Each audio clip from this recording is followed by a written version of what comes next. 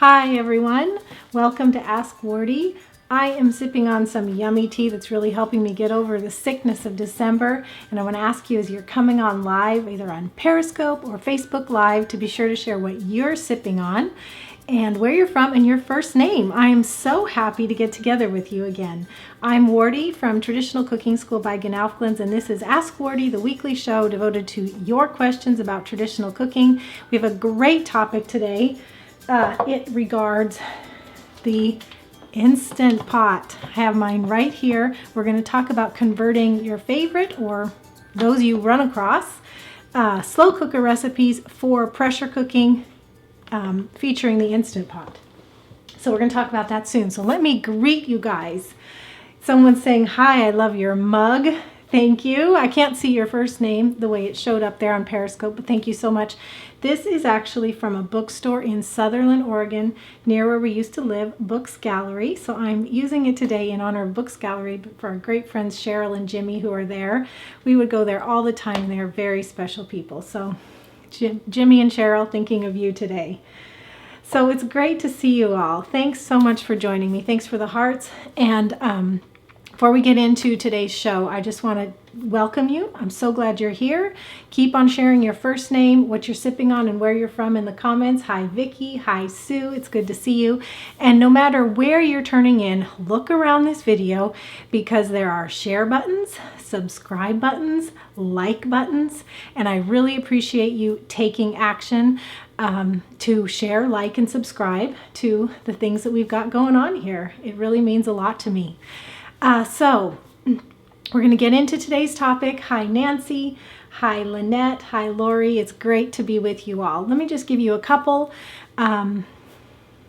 introductory notes here. As I said, I'm Wardee from Traditional Cooking School. We gather here every Wednesday at this time for this live show, Ask Wardee. So if you're here live, wonderful. Welcome to you. But you can check this out later on iTunes.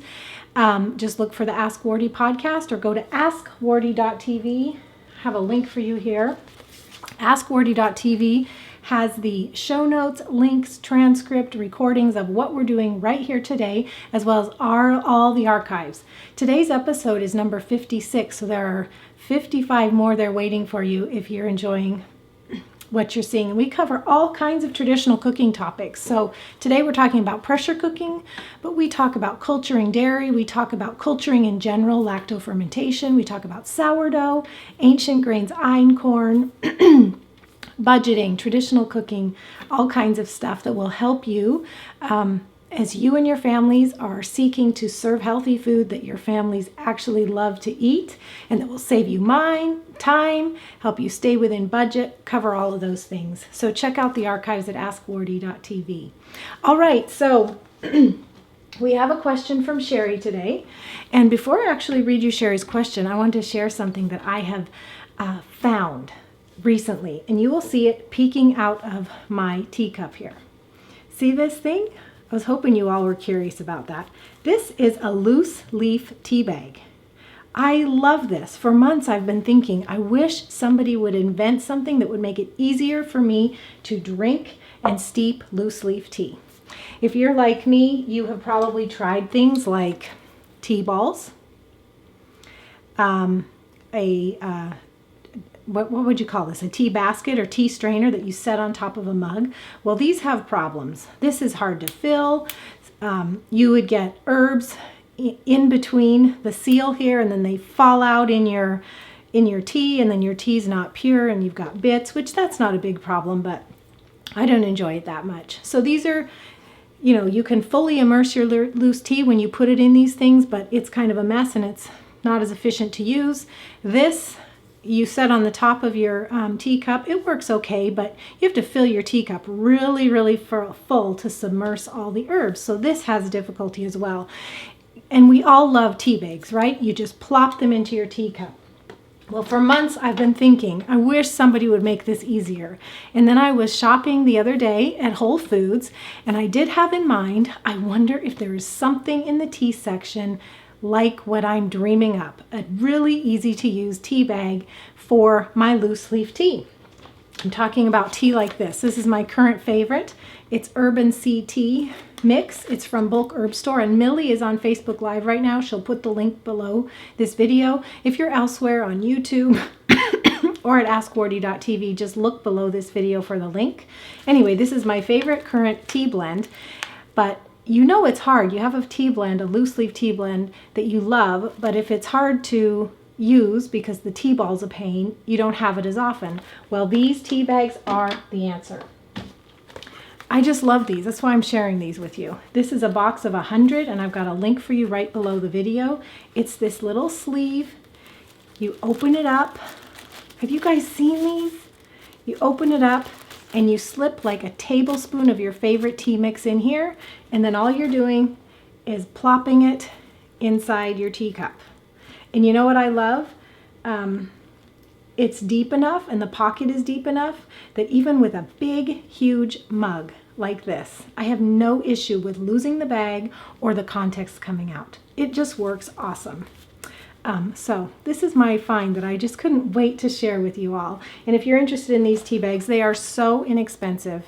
Box of 100. I got this at Whole Foods, but I found them on Amazon, the exact same brand that I purchased. It's Rishi, R-I-S-H-I. That's the brand I purchased. I found them on Amazon, so there's a link below this video if you want to add them onto an order. Or look at your Whole Foods, excuse me, or your local, tea shop. They might have something similar. When I looked on Amazon, I did see them with like drawstring or whatnot. So there's various kinds. This is the kind that I'm using. I love it. All right, thanks for letting me share. I'm just so excited about these tea bags. I feel like I can finally use my loose tea.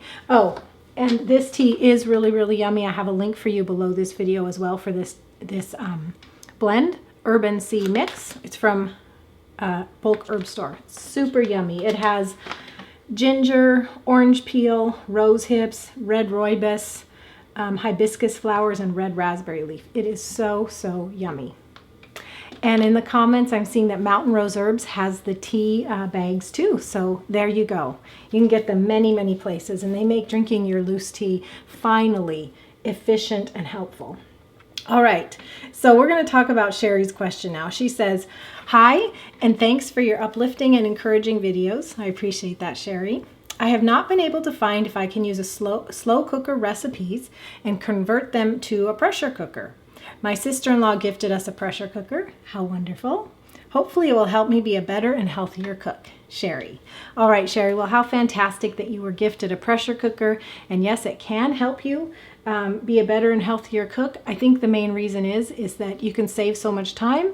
And if it's an electric pressure cooker like the Instant Pot, then you can do things relatively hands-free. So it's a tool. I mean, we all have to put in the effort to be better and healthier cooks. We have to practice. We have to, maybe be inspired. We have to follow through. But if we have really good tools like pressure cookers that help us do our job better, then you can be a healthier and better cook. What I'm trying to say is it's not the answer to everything. We still have to be present and actually do the work, but tools can help us do it more efficiently, more hands-free, save time, just do a really good job. And so that is where the pressure cooker comes in. And of course, as you know, we have many back issues of Ask Wardee and articles and recipes at traditionalcookingschool.com where I wax eloquent or maybe ramble on sometimes about the Instant Pot. I love the Instant Pot and I love pressure cooking. And so you want to be sure to check out our archives and recipes to get more information if you, like me, love it as well. So I'm seeing lots of comments and hearts come in. Thank you so much, everyone who's interacting live. I really appreciate you being here. Okay, so Cherie's question is great. And I have some tips for you because you absolutely can convert your slow cooker recipes to pressure cooking or an electric pressure cooker like the Instant Pot. So I have 9 tips in mind that are going to help you with converting your recipes. So the first tip really has to do with just evaluating the recipe, the slow cooker crockpot recipe. You need to evaluate it. Is it a good candidate for pressure cooking? Because some recipes are going to be good candidates and some aren't. And here are 3 things you want to consider in order to figure it out. Okay, so this is tip number 1, but there's 3 parts to this question. Is it a good candidate for pressure cooking? The first thing to consider here is, does it have enough liquid? So pressure cookers require liquid to function properly, because pressure cooking is cooking under steam. In order to produce steam, you have to have water or liquid that will produce that steam. So how much a pressure cooker requires varies from unit to unit. The Instant Pot that I've got sitting here, 1 to 2 cups minimum per recipe. So if the slow cooker recipe already has liquid, great. This will make it a good candidate. I've got to consider the other 2 things I'm going to bring up, but this will. It meets this criteria. So, but if it's a recipe that doesn't have liquid, to which you could add liquid, a cup or 2, you could make it a good candidate. So keep that in mind. Second thing to ask yourself about the recipe to be a good candidate is the finished product need a crispy skin or a crispy coating or a fried result? Well, here's why this is important, because pressure cooking is all about steam, okay? You don't get fried foods and crispy coatings with pressure cooking. So your recipe is going to get tossed out if you're looking at needing a fried or crisp result. Now, occasionally there will be exceptions, like you can do chicken thighs with skin and you can brown the skin and you get a really good flavor, and it's not a fried result, but the skin can be a really good part of the dish. Another example is my daughter recently in December came up with a recipe for an apple crisp, and you can find that at askwardee.tv in the show notes for this recipe, or look below the show notes for this video, or look below. Anyway, on that crisp, we do have a crumb topping, and it turns out pretty crunchy and crisp. It's not as crisp as it would be in oven, but anyway, this is something you want to weigh. The final thing you want to weigh to see if your slow cooker recipe is a good candidate has to do with the cut of meat, if it's a meat-based recipe. So if you've got a super tender cut of meat, I'm talking about T-bone steaks and tenderloins, things that are succulent, tender, expensive, that you're like, cooking really quick on a grill. Pressure cooking is not for that kind of meat. Pressure cooking is for tougher meats, things that would benefit from slow cooking. Pressure cooking can give you tender and moist results with that, and it would be sort of a waste of money for you to take those succulent, already tender cuts of meat and pressure cook them. It's just not the way to cook them. You don't slow cook them, you don't pressure cook them. Okay, does that make sense? So those are the 3 things you want to ask yourself to find out if a recipe is even a good candidate for this conversion. All right, so that was number 1. The second tip is when you're converting. So let's say you've decided, I've got a recipe, it is a good candidate for pressure cooking, for converting. So the second thing you want to do is look through the ingredients, because there are certain ingredients you need to omit and or substitute. Milk or dairy products. We're talking cheese, milk, cream. These glob up under pressure, and they're not a good choice for cooking under pressure. So you'd want to omit them from the pressure cooking stage of the recipe. You can stir them in later, melt them on later, simmer them later, but you're not going to have them in the recipe when it's being pressure cooked, okay? Another ingredient, wine. Even strong vinegars, they don't evaporate under pressure. They stay kind of raw and tart and sour, so they don't develop flavor like they would in a slow cooker or if you're simmering on the stove top. So these are not ingredients you want to include in a pressure cooked recipe or pressure cooking stage. It doesn't mean you can't add them at the end and simmer them, but you're not going to get the same result when pressure cooking if they're part of the recipe when it's being pressure cooked. Finally, thickeners. So cornstarch, arrowroot, they shouldn't be cooked under pressure. These are ingredients that you want to mix in at the end.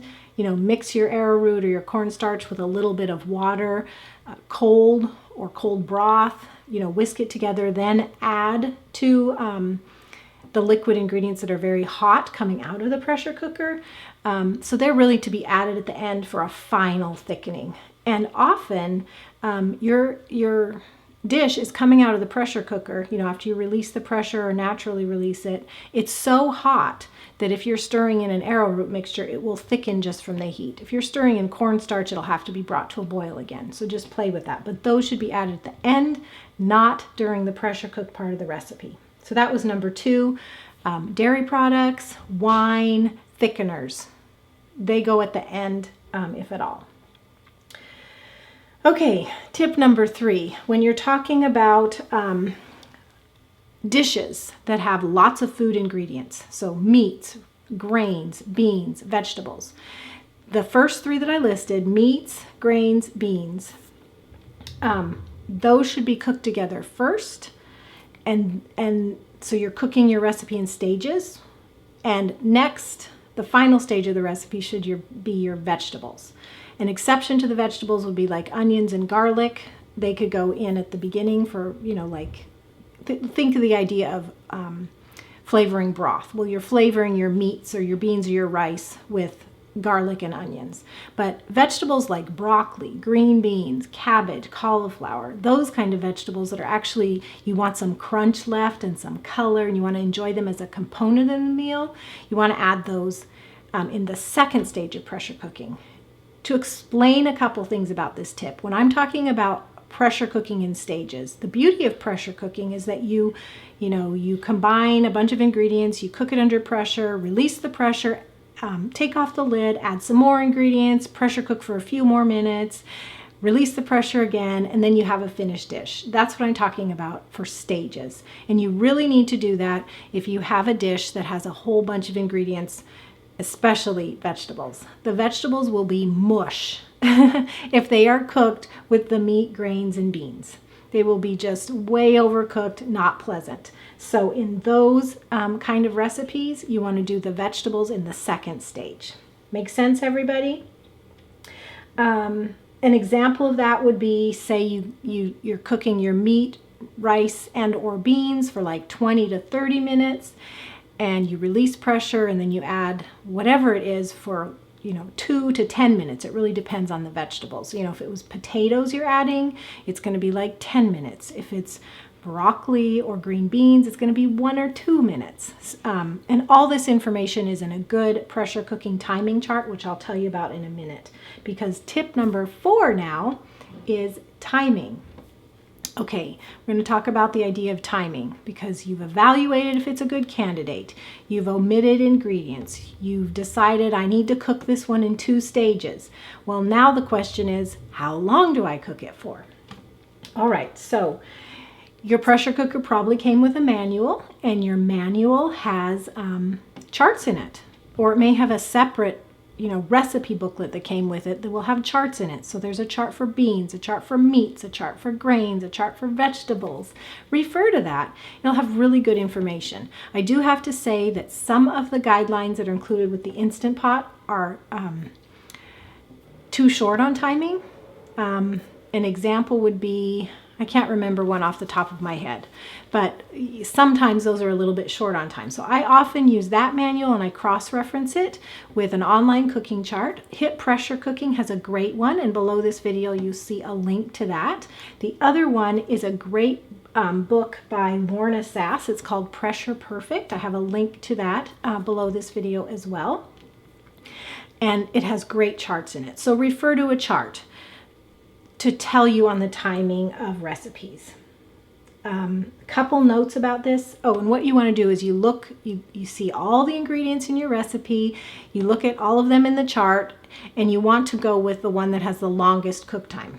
The exception would be vegetables go in at the end. So if you're combining like meat and rice, you want to go with what needs the longest, okay? If there's a big difference in timing, on the order of like 10 minutes, that's when you want to split your recipe up into stages.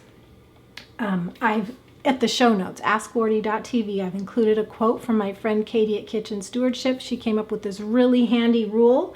She said, if it's a meat-based dish that can be cooked 8 hours on low or 4 hours on high in a slow cooker, it's almost guaranteed that it will be done to perfection in 25 to 30 minutes in a pressure cooker / Instant Pot. So that's a great rule of thumb. It's worked for me many, many times.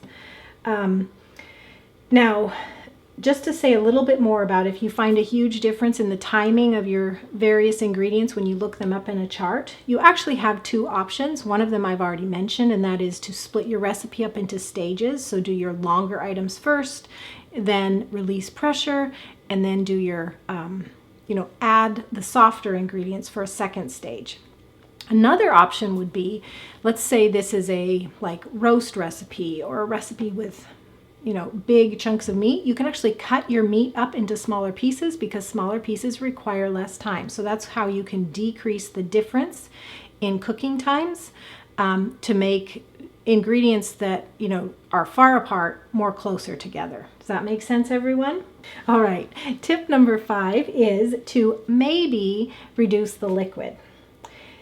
We've talked about liquid already. When you're pressure cooking,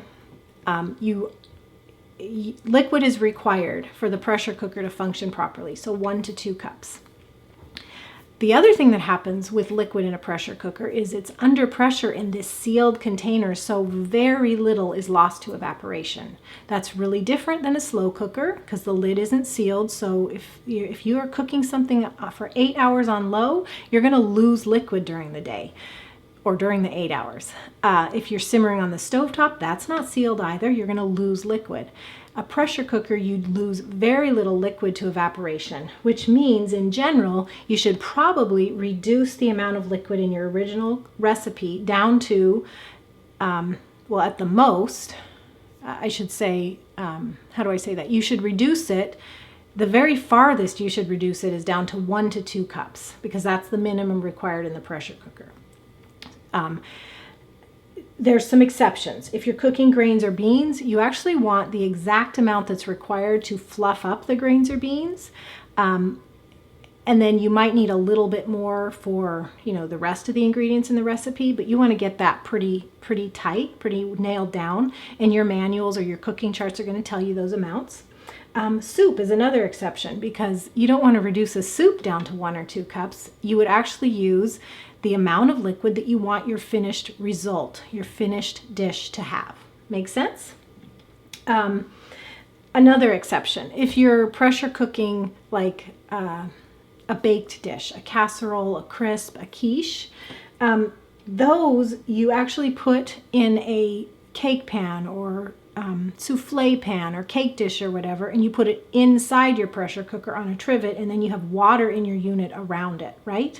So your actual dish is not going to have water, but you need 1 or 2 cups around the dish in the bottom of the pan to make the pressure cooker function properly when you're baking that dish, okay? So that's a little bit about liquids. So you maybe need to reduce it, but you need to get it.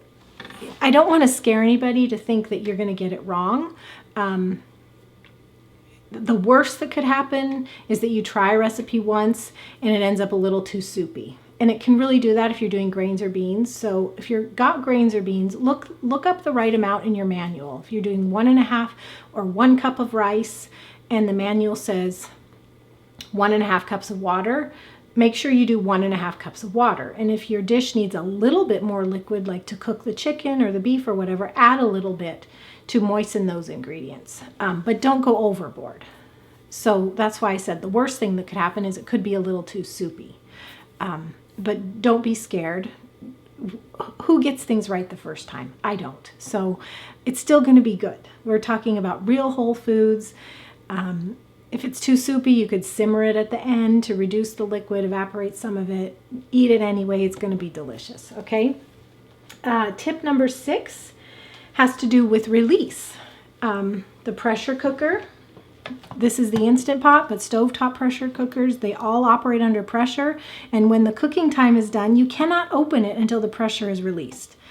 And today's units will not let you open them until the pressure is released. So you need to release the pressure, and there's ways to do that. One is, I shouldn't have put this down, there's a venting valve. If I tip this forward, you can see it. This is the venting valve, and it's in the sealing position, and to vent the pressure, you turn it to the venting position. I shouldn't have said venting valve, it's the venting knob. Anyway, it's the place where it vents. So you need to vent it. So on a pressure cooker, when the pressure cooking time is done, if you didn't do anything to your pressure cooker, but if it's a stovetop one, take it off the heat, obviously. If it's an electric one, it'll just end the pressure cooking cycle and go to a keep warm cycle, or it'll end it. So if you don't do anything other than the heat's off, within 15 to 30 minutes, it will naturally release the pressure. The other way to do it is to physically turn the venting knob to the venting position, and it'll and let out all that pressure. So that's called a quick release. So you have natural release, you have quick release. Which do you do for a recipe? Meats generally do better with a natural release. I do make exception with meats and do a quick release if I'm doing a recipe in stages, say a roast, to which I'm then going to add some potatoes or vegetables. So I'll cook the roast for 45 to 50 minutes in broth with spices and onions and whatnot. Then I'll quick release the pressure, and then I'll add potatoes, and then I'll put it under pressure again for like 10 more minutes, and I'll quick release. But if I'm not adding anything else to the recipe, I time my time in the kitchen and my prep to include a natural release of like 30 minutes. Vegetables, they do best with a quick release. The reason is if you let them sit in the pressure cooker and naturally release for 15 to 30 minutes, they're going to be mush. You need to release that pressure quickly and get them out of the heat so that they will still have a little bit of texture to them. It's really important on vegetables. And in my experience, rice and beans do well with either type of release. So it's really a question of, how much time do you have? Are you doing something else?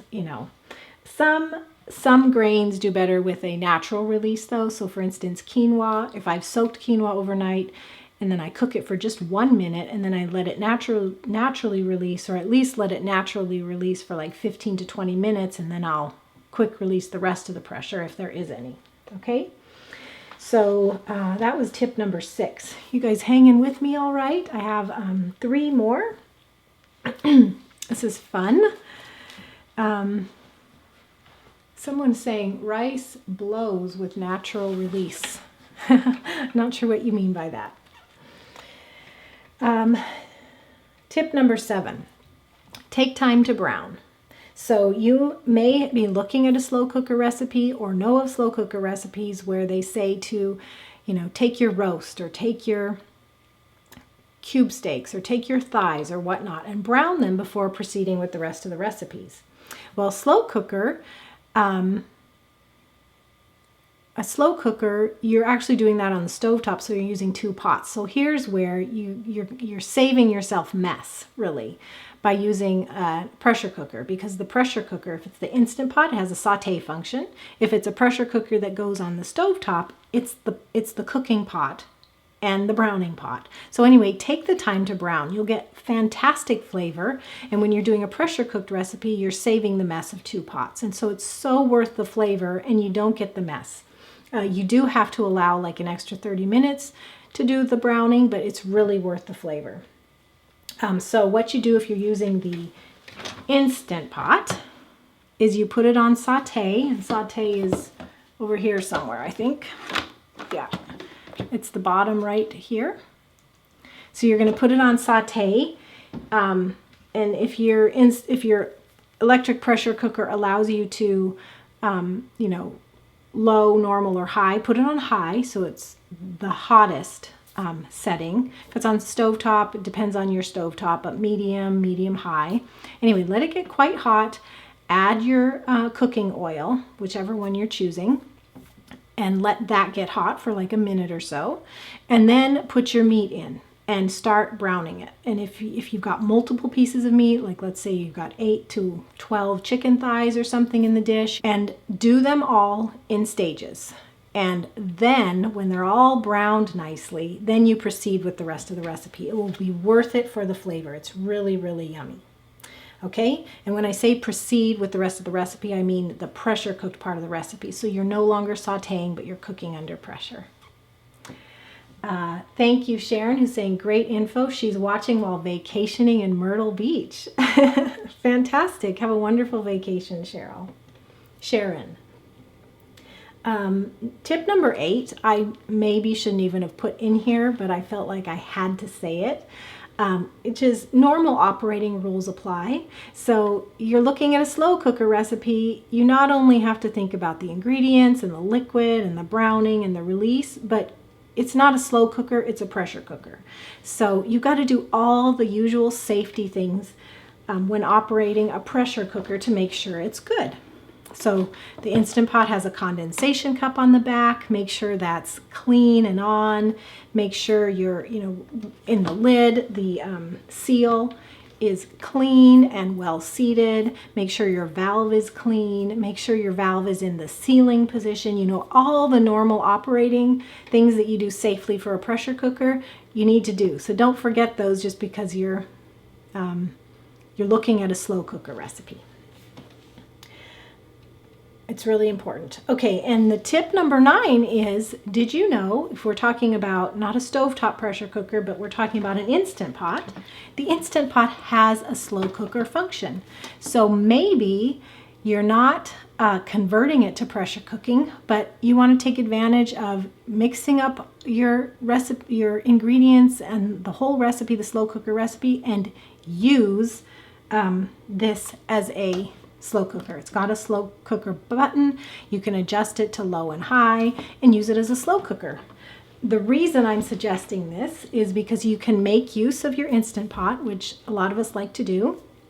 But if you're going to be gone all day, or you have the time to let it go for the 8 hours, use your Instant Pot as a slow cooker. That might be an option. So you guys, those are the 9 tips. I know it was a lot of information. So remember that it's all written down for you at askwardee.tv. So you can print it, you can bookmark it, you can share it. There's a video, there's a podcast recording. You can just refer to this and use it again and again. Askwardee.tv and look for episode 56. When you go to askwardee.tv, you will see all our archives. So you want to look for episode 56 to find this one. There's a link on Facebook Live as well right now that you can follow to the notes.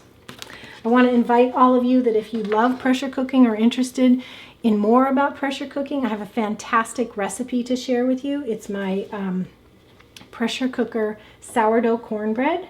You can make it in an Instant Pot or a stovetop pressure cooker. I have a picture for you. Here it is. This is the sourdough cornbread. It is so delicious. And if you'd like to grab this recipe, of course you can go to the show notes, but I do have a link for you right now. It's tradcookschool.com/IP cornbread for Instant Pot cornbread. IP cornbread, all one word. You don't need an Instant Pot. You can do this in any electric pressure cooker. You can also do it in a stovetop pressure cooker. So go grab that recipe. That dropped and I thought, ooh, did I bring that up upside down? I didn't. All right, you guys got that. So let me wrap up by thanking you all for being here. It's been such a pleasure. I hope to hear from you at the show notes, in the comments, how these conversion tips help you. If you've got a slow cooker recipe you want to convert. Cheri, I especially want to hear from you. This was your question, and I hope this answer has been helpful. I do love to take your questions. So if you've got a question for me, you can submit it by emailing me, Wardee, Wardee, at askwardee.tv. You can also tweet it at me. Tweet it to me, at me. Use the hashtag AskWardee. It's right behind me on the wall. And my handle on Twitter is @TradCookSchool. And as a general reminder, if you're watching this on video, listening on your earbuds, reading the notes, be sure to subscribe, like, and share to this video. Share it with your friends and family. And come back again, because I gather with you here every Wednesday at the same time. It's 1 p.m. Eastern, 10 a.m. Pacific, every Wednesday to answer your questions about traditional cooking. It's a highlight of my week. I love to visit with you. I like to share, and I love to help you. So if you have questions, submit them, or just come on by and hear what question is up, what question is in the queue, and see if it can help you with your traditional cooking. God bless you all. Bye-bye.